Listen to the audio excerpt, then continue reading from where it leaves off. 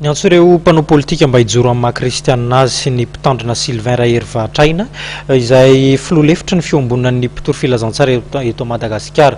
Izay moa no votoatin'ny fanehoan-kevitra raha nitondra ny fomba fijery ny manoloana ny olana misy amin'ny andrim-panjakana ity mpitandrina ity. Fotoana tokony hitodiana amin'Andriamanitra izao araka ny fanentanana nataon'ny mpitandrina Sylvain Raherivahatraina filoha lefitry ny fiombonan'ny Mpitory Filazantsara eto Madagasikara raha nitondra fanehoan-kevitra manoloana ny krizy anivon'ny fitondram-panjakana amin'izao fotoana izao ny tenany. Izy izay niantso ny kristiana ifamela heloka sy ifankatia ary anana ny fanahin'ny fatahorana n'Andriamanitra. Ao anatin'ireo mpitondra ireo ngamba hoe te aneo fitiavan-tany raha zany izy. Zany hoe tia tanindrazana fa le fomba anehoana azy mety samy hafa.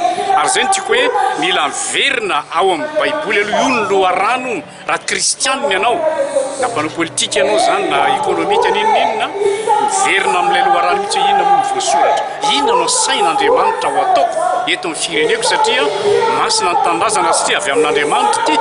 Ka noho izany tsy tokony hosombantsika amin'ny ady lasy rehetrarehetra fifanenjehana zao ny zavatra atao fa mba mijery ny vahoaka malagasy ataoko hoe vahoaka tian'Andriamanitra ho vonjeny Madagasikara dia amin'ny alalan'ny ireo mpitondra fitaovan'ireo tsy amin'ny resaka ekonomia ihany io akory fa eo amin'ny resaka lafim-piainana hoe maha-olona mihitsy tokony hojerena zany dia veritra fa fotoana mihitsy zao mba tena mitodika amin'ny ray saina miray fanahy ny mpitondra kristianina rehetrarehetra mijery ny tombontsoa ny firenena ny tombontsoa an'Andriamanitra koa rehefa milamina ange firenena tombontsoa an'Andriamanitra zany raha ny fanazavana samy kristiana avokoa ireo mpisehatra ara-politika, ara-toe-karena sy ara-tsosialy eto amin'ny fireneny ary tokony ara-hijoro sy hitady vahaolana miaraka amin'ny maha-kristiana azy ireo izay.